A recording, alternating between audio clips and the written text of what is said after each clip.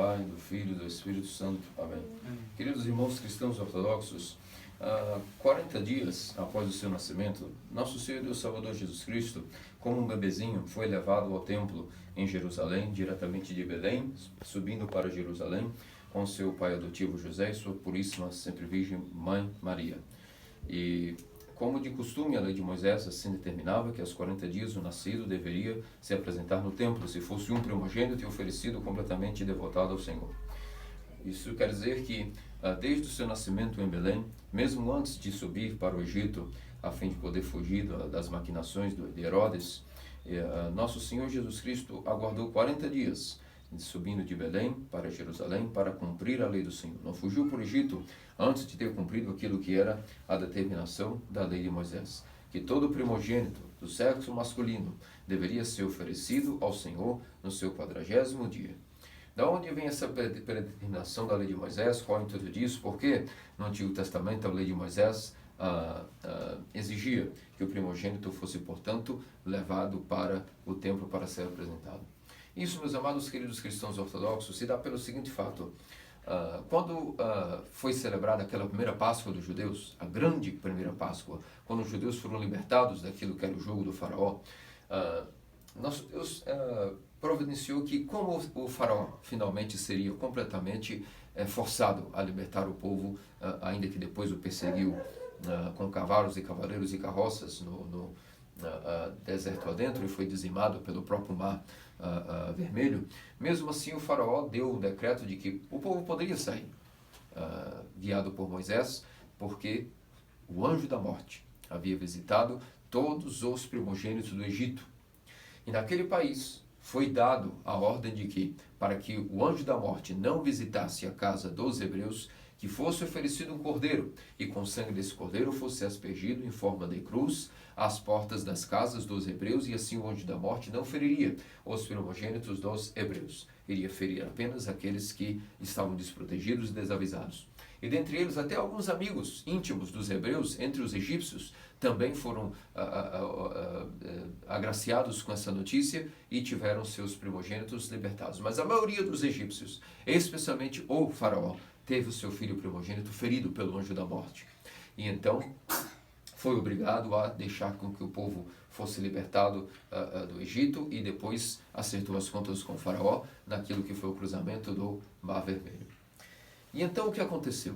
Depois que estavam sãos e salvos, o povo hebreu com Moisés, rumo à terra prometida, junto àquilo que seria o começo dos 40 anos de peregrinação no deserto, nosso Deus disse: agora, assim como eu libertei os seus primogênitos, eu quero que um tributo seja dado a mim.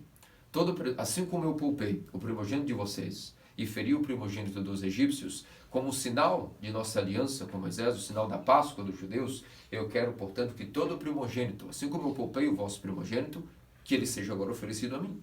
Porque eu poupei o primogênito dos hebreus em prol dos egípcios, a fim de que a Páscoa fosse realizada, ou seja, a vossa libertação do jugo do faraó. E como tributo, todos esses primogênitos foram preservados, e que estão vivos e atravessaram o Mar Vermelho, agora eu quero que sejam oferecidos a mim, e não só esses, que todo primogênito até a consumação dos séculos seja, portanto, com a memória daquilo que o braço forte do Senhor Sabaoth fez em prol do povo hebreu, assim para que todos os judeus sempre lembrassem daquilo que foi o poderoso braço do Senhor Sabaoth em sua ajuda, pudesse então, para todos sempre, para todas as gerações, que os primogênitos continuassem sendo oferecidos ao serviço do Senhor.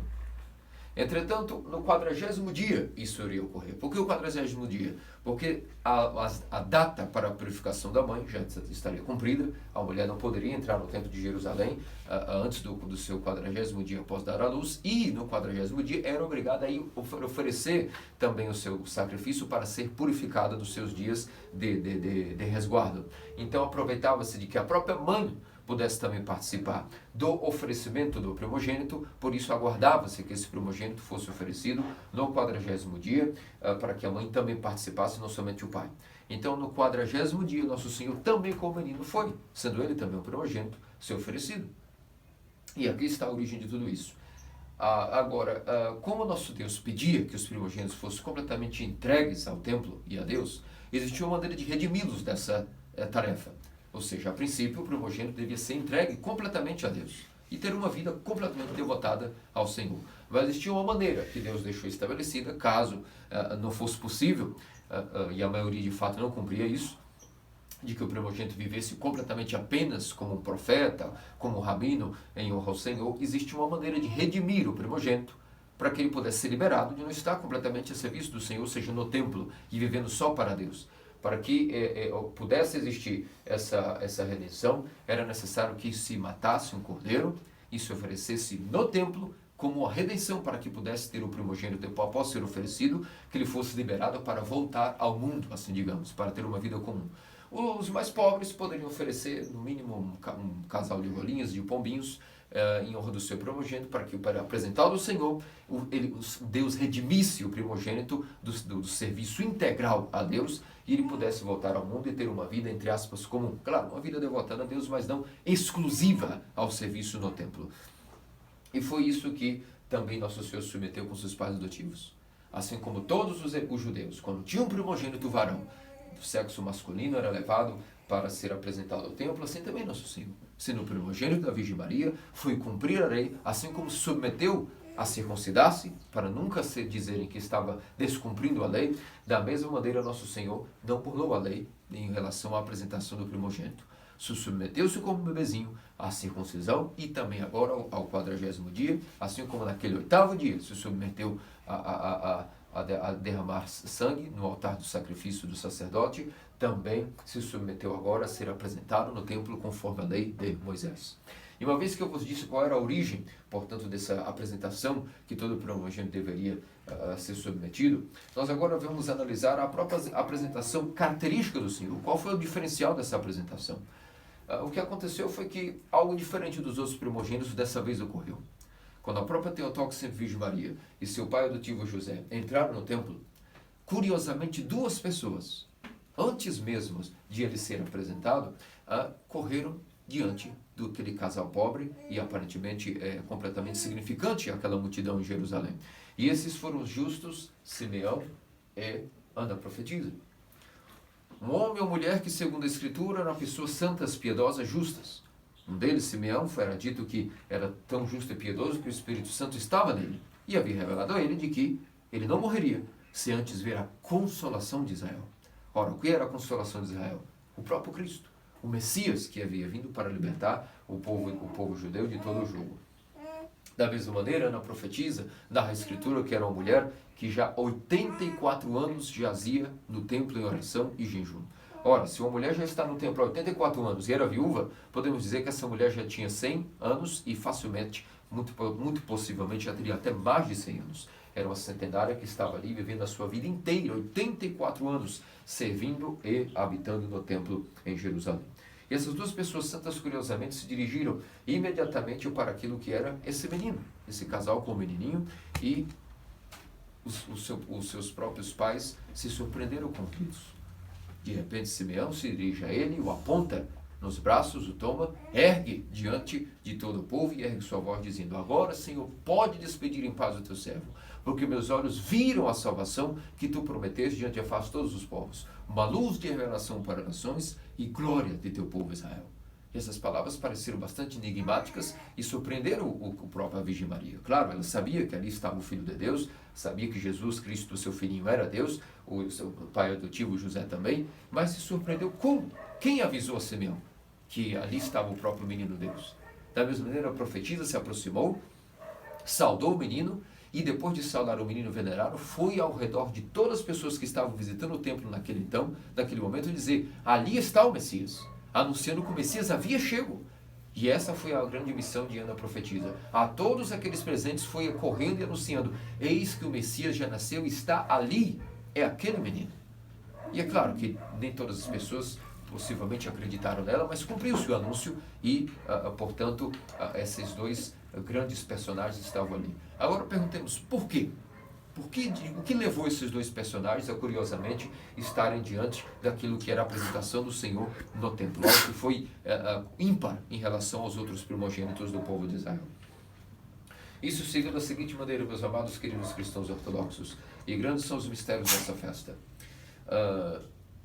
Quando na época do rei Ptolomeu, o grande rei do Egito decidiu que trataria de transformar a biblioteca de Alexandria no refúgio de maior conhecimento do mundo. Ele encomendou que todos os livros do mundo fossem traduzidos na biblioteca de Alexandria. E é claro que as escrituras dos judeus não ficariam de fora. Todo o Antigo Testamento também deveria ser traduzido ao grego e por ordem do rei Ptolomeu. E ele pediu, portanto, que o Sinédrio, naquela época judaico, selecionasse 70 anciãos especialistas de conhecimento grego e dotados do conhecimento da lei, que viajassem para a biblioteca de Alexandria e, portanto, traduzissem o Antigo Testamento, todas as escrituras que o povo de Deus guardava para o grego. E entre esses anciãos estava um personagem que nós conhecemos bem nessa festa, o chamado Simeão. Nós estamos falando que teremos que voltar no tempo em relação à festa da presença do Senhor, quase 300 anos para trás. 300 anos antes do evento que hoje nós comemoramos, existia já um ancião, um homem que já era velho e já era considerado um rabino entre os judeus, que viajou para o Egito e teve a missão, juntamente com 70 outros anciãos, de traduzir as escrituras do hebraico para o grego.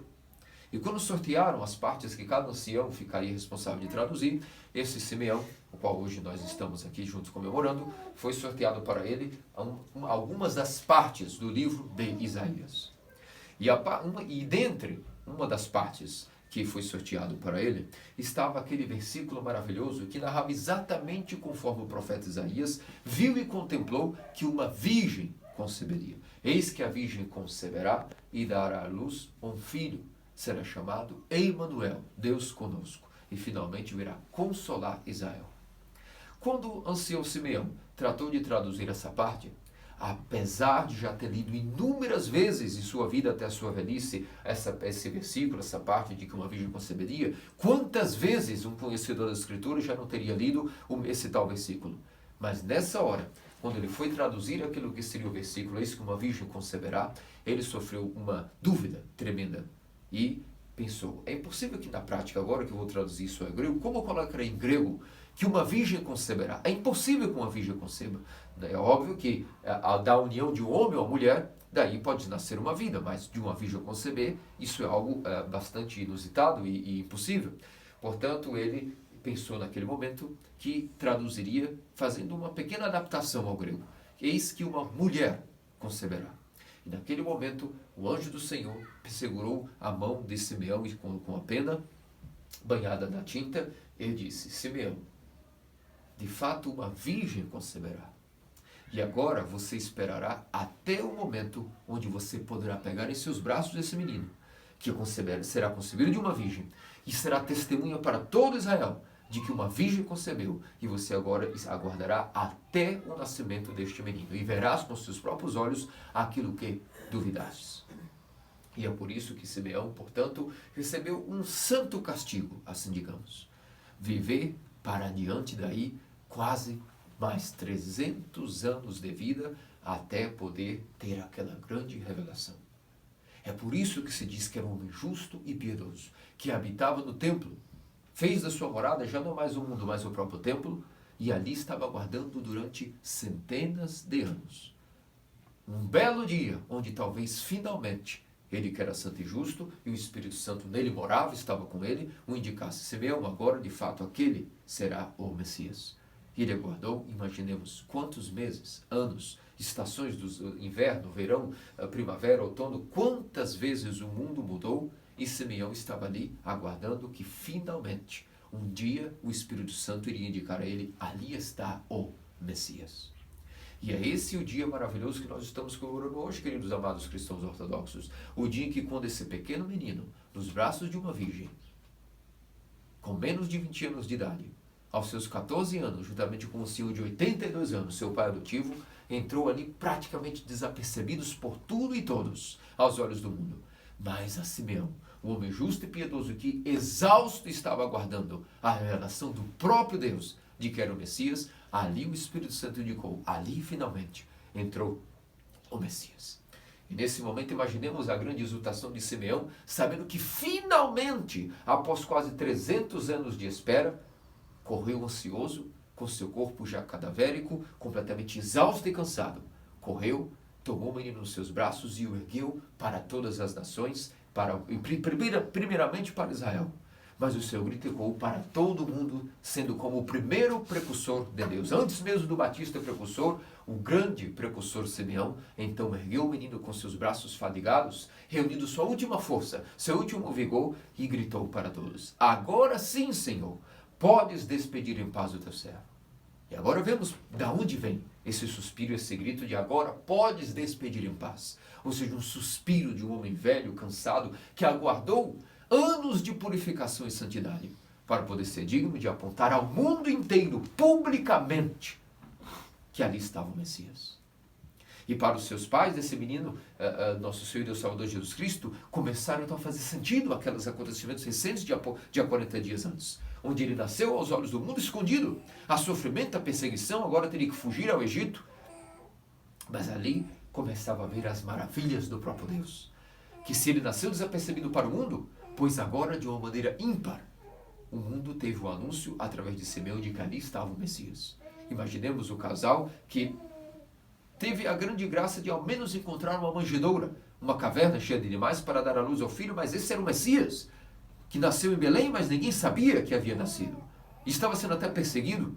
No entanto, o próprio Deus providenciou a maneira como ele começaria a ser proclamado para todo o mundo e todas as nações. Imaginemos a alegria e expectativa da mãe de Deus e do seu próprio pai adotivo José, também um ancião de 82 anos.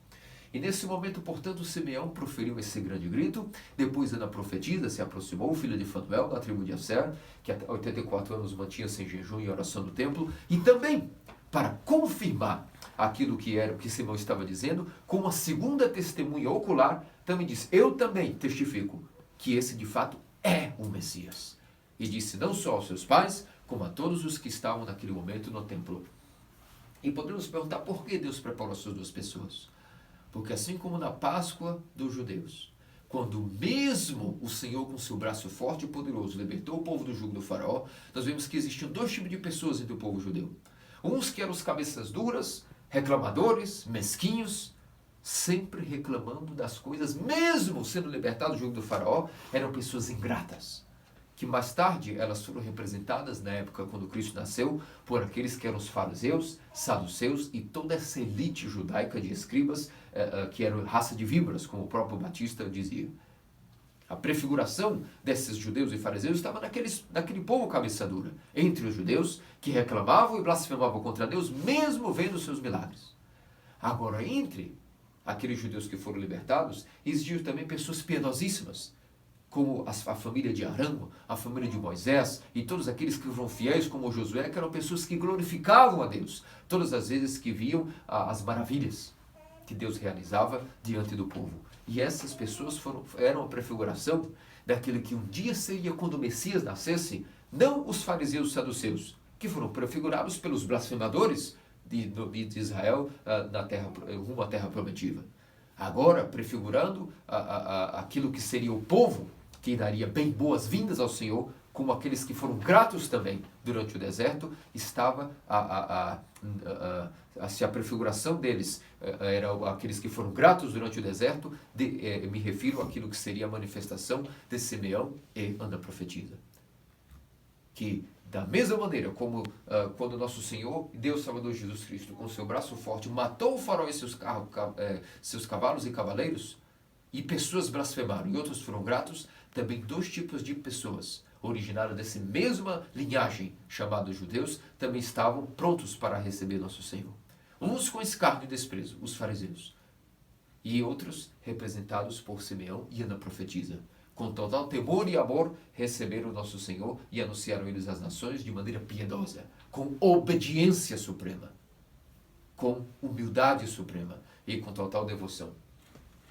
E é por isso, meus amados cristãos ortodoxos, que esse Simeão, que foi responsável pela tradução de Isaías naquele então, com a Septuaginta, a tradição da igreja é riquíssima e, portanto, nos mostra qual é a única versão da Bíblia, através da vida de Simeão, nós sabemos, qual é a única versão da Bíblia do Antigo Testamento que é válida, que era inclusive utilizada pelos apóstolos. Os apóstolos tampouco utilizavam nenhum tipo de versão, senão a própria Septuaginta em grego.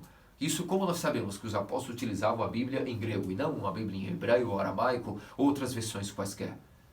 Porque as citações que os próprios apóstolos fazem quando escreveram seus evangelhos ou suas epístolas estão exatamente conforme as citações em grego da Septuaginta. É por isso que a única tradução válida, autêntica e canônica que se pode confiar do Antigo Testamento é a Septuaginta. Isso nós sabemos através da revelação da própria vida de São Simeão, o portador de Deus, que comemoraríamos amanhã a sua sinapse junto com a profetisa Ana, mas a festa de hoje nos dá a indicação. Os próprios apóstolos, quando citavam os trechos do Antigo Testamento em suas escrituras, citavam a própria Septuaginta. E essa é a Bíblia que até hoje a Igreja Ortodoxa, em seus ofícios, em suas leituras, em suas proclamações e composições inográficas, cita sempre como referência em seus salmos a Septuaginta. As outras versões são já adulteradas, ou tem algumas coisas que foram removidas, outras coisas trocadas de lugar, ou, infelizmente, até mesmo palavras e sentidos adulterados propositalmente. Por isso, esse é um adendo que queríamos fazer. Além disso, meus amados, queridos cristãos ortodoxos, nós devemos nos perguntar, quando Simeão e Ana profetiza, se aproximaram de nosso Senhor Deus Salvador Jesus Cristo, vimos aí que, finalmente, parece que não só pela voz de Simeão e Ana profetiza, não só eles dois estavam falando com nosso Senhor, mas parece que eram interlocutores de toda uma geração atrás deles. E quem era essa geração? Todos os profetas. Desde Noé, Moisés, Abraão, Isaac, Jacó, Moisés, Arão, todos estavam clamando, Davi e Salomão, através do próprio Simeão. Agora, Senhor, deixa o teu servo descansar em paz. Isso representava toda a lei e os profetas. Através de Simeão na Prometiva, temos aí o marco do final do Antigo Testamento e que agora iria passar e descansar. Que todos os profetas, Arão, Moisés, todos eles, finalmente estavam pela voz de Simeão dizendo, estamos exaustos. A lei já cumpriu o que deveria ser cumprida em ti, ó Cristo.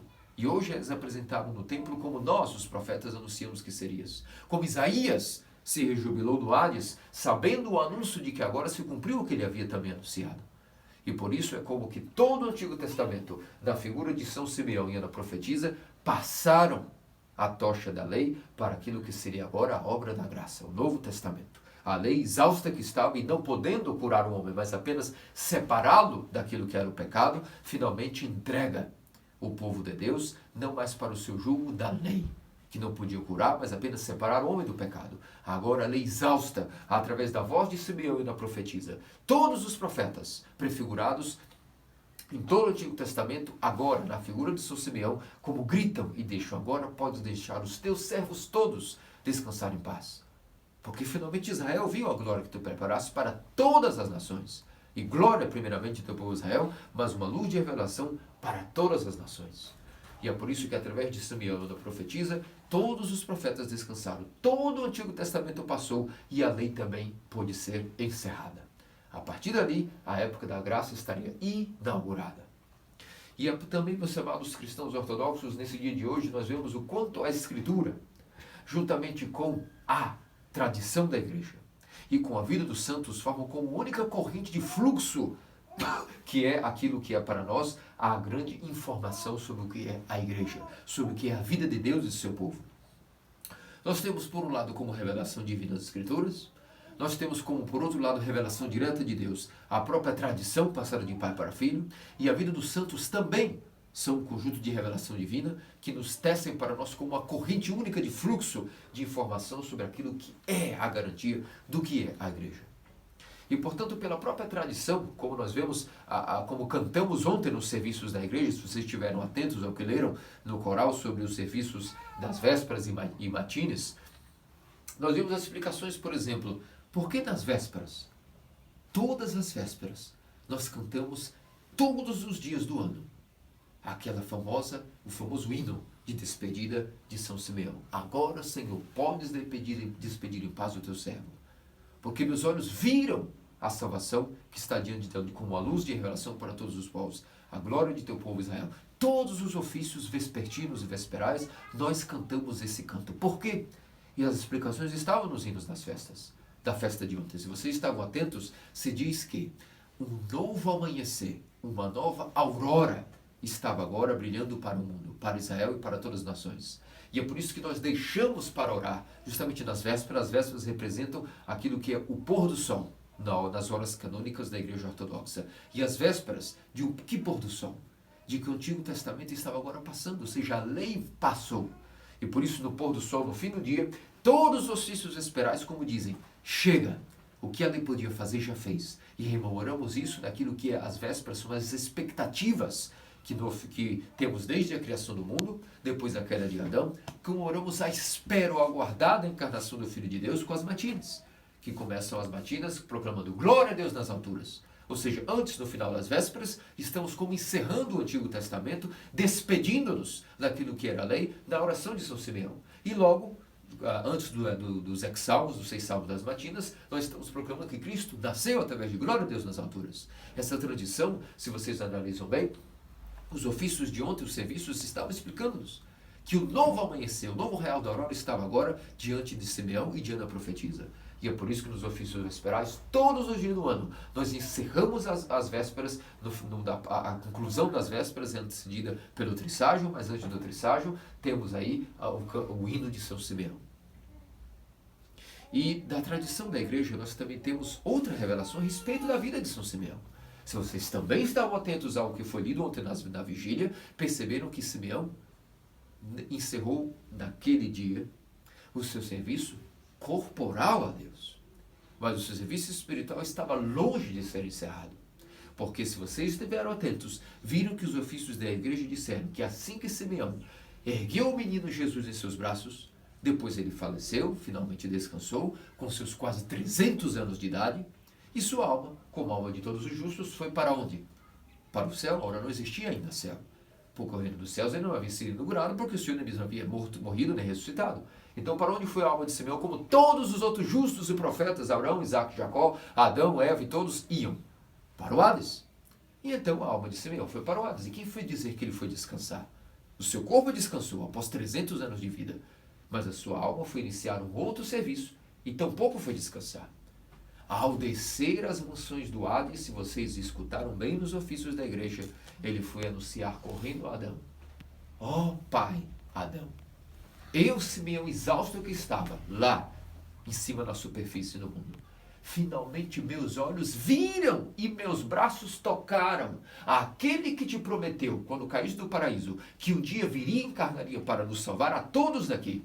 Finalmente eu te dou testemunho, Adão. Finalmente ele encarnou e eu vi com meus olhos, eu toquei com as minhas mãos e venho correndo anunciar a ti, e agora juntos vamos anunciar a todos que ele vai crescer, vai se tornar um adolescente, vai se tornar um menino, vai se tornar um rabino, e depois anunciará a boa nova às nações, e quando terminar o seu anúncio, ele vai destruir a morte e virá aqui resgatar cada um de nós, desde tu, Adão, até a todos os justos que estiverem vivos entre nós no Hades. E esse foi o grande trabalho que, através da tradição da igreja, sabemos que São Simeão então foi continuar a trabalhar com sua alma no Hades, sendo o primeiro precursor no Hades para as almas, antes mesmo de João Batista ser martirizado e depois de descer e continuar proclamando aos justos que logo o Senhor também iria ressuscitar. Simeão teve o seu grande trabalho de no Hades preparar as almas e anunciar a Adão: fique tranquilo, nosso primeiro pai, porque o novo Adão já está entre nós e virá destruir o jugo e o aguilhão da morte, quebrar os dentes do demônio, quebrar as suas asas e destruir o seu poder. Entretanto, como eu vos dizia, não é somente a tradição da igreja que nos, juntamente com a Escritura, que nos ilumina a revelação de Deus. A vida dos santos também é uma terceira parte que, somada à tradição de viva voz, também nos revela detalhes que jamais a Escritura poderia por si só nos explicar, porque ficariam como muitas minúcias para que a Escritura pudesse iluminar aquilo que é um homem a respeito do que é o mundo espiritual, do que é a vida em Deus. E através da biografia de São Pedro do Monte Athos, São Pedro Atonita, um grande iomenita do Monte Athos, nós temos também mais detalhes sobre a vida de São Simeão, o portador de Deus. Através da biografia de São Pedro, um grande eremita que viveu isolado nas cavernas do Monte Athos, Pedro Atonita, nós vemos que São Gregório Palamas, que foi um dos que escreveu, inclusive, a sua vida, nos mostra na biografia de São Pedro Atonita, de que ele foi um homem que viveu no século VIII, no Império Bizantino. Era um soldado de alto cunho militar e foi encarregado de muitas batalhas no Oriente contra a investida dos árabes e muçulmanos, que estavam naquele momento já atacando pela fronteira oriental aquilo que era o Império Bizantino. E São Pedro do Monte Atos, naquele então, era um soldado, e uma vez estava em campanhas e batalhas contra os árabes e havia sido capturado pelos muçulmanos e passou anos como prisioneiro, orando a São Nicolau de Mira que o libertasse daquilo que era o jugo dos muçulmanos e dos árabes. E após anos orar, pedir a Deus intercessão pela via de São Nicolau certo dia apareceu a São Pedro do Monte Atos.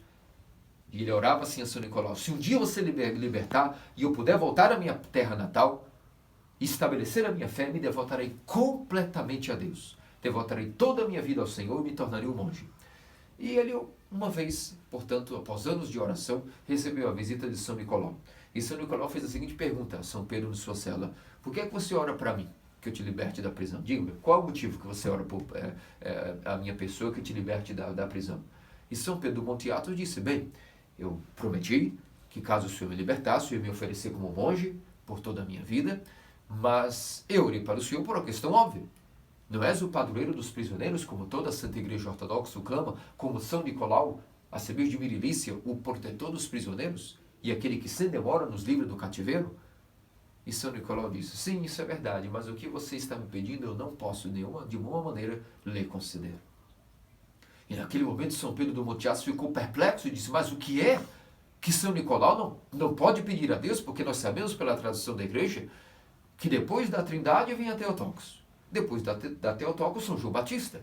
E logo em seguida a igreja proclama que São Nicolau tem a audácia, logo depois de São João Batista, está como diante do trono de Deus, o grande Nicolau. Como assim não podes me conceder? E São Nicolau disse a São Pedro do Monte Atos: existe somente um santo que está acima de mim na hierarquia celestial. Claro, depois, obviamente, da Theotokos, São João Batista, mas existe sim alguém após a minha pessoa na hierarquia celeste e que pode interceder por você e conceder o seu pedido. E naquele momento São Pedro do Monte Atos, perplexo, disse: mas quem é então essa pessoa? Diga-me. Só ele pode conceder o seu pedido de libertar e lhe conceder a liberdade do cativeiro. E esse é São Simeão, o portador de Deus. E a partir da biografia de São Pedro Atonita, sabemos que acima até de São Nicolau, logo abaixo da Trindade, a Theotokos, São João Batista, e antes de São Nicolau, existe uma pessoa chamada São Simeão, o portador de Deus. Belíssima é a tradição da igreja e a biografia de nossos santos, que pode, com um fluxo de uma única corrente, de 3 rios que se trifurcados são, mas que unem-se para nos revelar aquilo que é a revelação divina. A revelação divina não vem apenas pela Escritura, mas vem pela Escritura e pela tradição e a vida dos santos, que nos explicam detalhes e minúcias que não estão contidos na própria Escritura. E é por isso que, através da vida de São Pedro Atonita, temos a grande revelação de saber que tipo de local habita diante do trono de Deus São Simeão. Essa é a medida de quanto Jesus Cristo ama São Simeão, portador de Deus. De quanto ele venera aquele homem que, como um bebezinho, era Cristo. E se dignou ser erguido, como nós cantamos hoje inúmeras vezes, até na despedida da apólise e da bênção dos serviços, nós cantamos hoje: ao Cristo nosso Deus verdadeiro, te dignaste ser erguido nos braços de um Simeão para a nossa salvação. Essa é a medida de quanto Deus ama aquele que foi o primeiro grande homem que anunciou ele para as nações. A medida de ter colocado ele junto de seu trono, junto daquilo que é o próprio Batista e precursor, colocou também Simeão, o portador de Deus. Um homem que respondeu ao amor de Deus.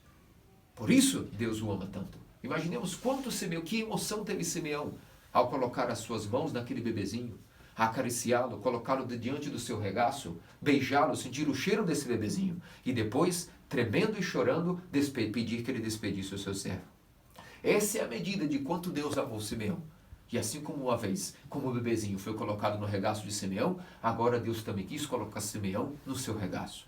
No auge da profundidade com aquilo que é a comunhão dos santos, em alta hierarquia, apenas abaixo da Theotokos e de São João Batista. E é por isso, meus amados cristãos ortodoxos, que um grande mistério aqui está. Até o profeta Isaías do Hades pôde receber do próprio Simeão o seguinte aviso: sabe o que tu escrevestes a respeito de que uma virgem conceberia? que eu fui traduzir inclusive ao grego, pois eu vi aquilo que tu profetizaste, Isaías. Até Isaías, o grande profeta, que podemos dizer que entre os profetas, foi aquele que mais contemplou da revelação divina em seu intelecto, em seu coração, que seria o Messias. Até ele foi de Simeão no Hades, que recebeu o anúncio de que o que tu profetizaste, eu toquei, eu vi, eu cheirei, eu anunciei às nações.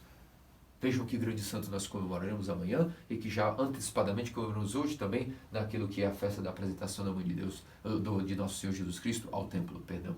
E é por isso, meus amados cristãos ortodoxos, que não só Simeão foi chamado a ter Deus como aquele que portou Deus em suas mãos.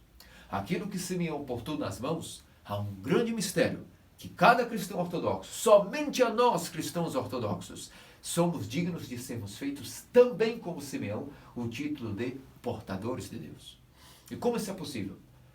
Se Simeão, encerrando o Antigo Testamento, em nome de todos os profetas, foi aquele que portou Deus nas mãos, nenhum antigo profeta do Antigo Testamento pegou Cristo nas mãos. Viram a Deus como por uma sombra, de maneira opaca. Mas Simeão tocou o nosso Senhor. E por isso é dito o portador de Deus.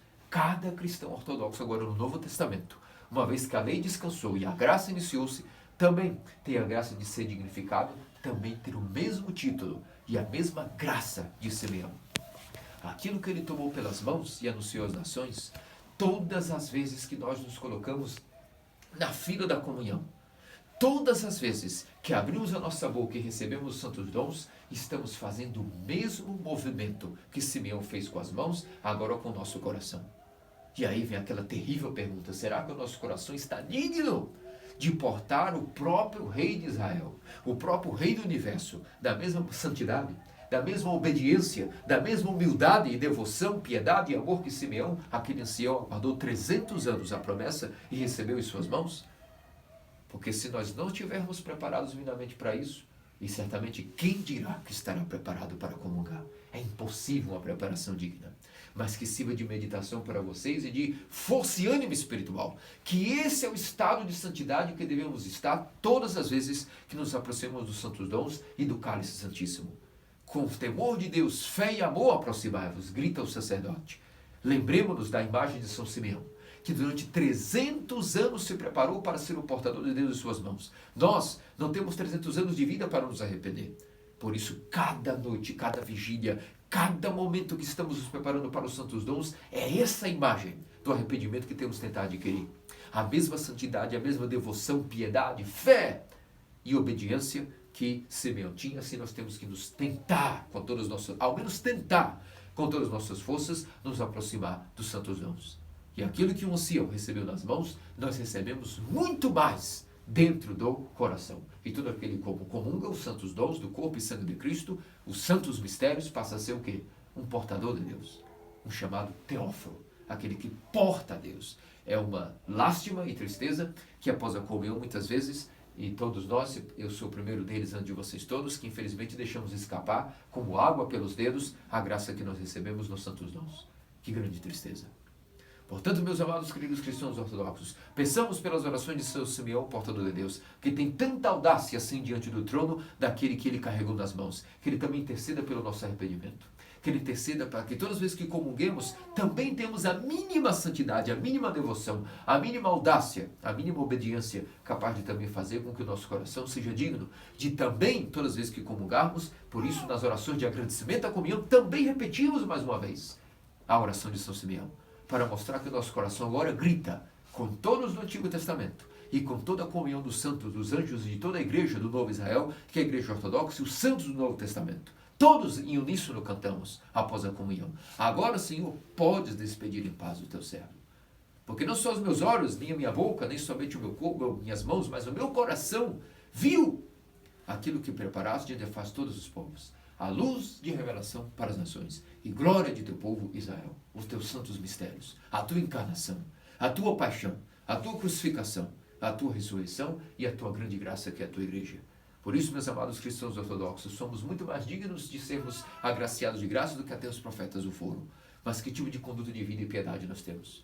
Pensamos a Simeão como um grande exemplo, que foi digno de obediência e fidelidade a Deus e humildade até o fim, que também nós tenhamos uma vida de total arrependimento e que assim, na comunhão de todos os santos, possamos viver na glória de Deus, pelos séculos dos séculos. Amém. Amém.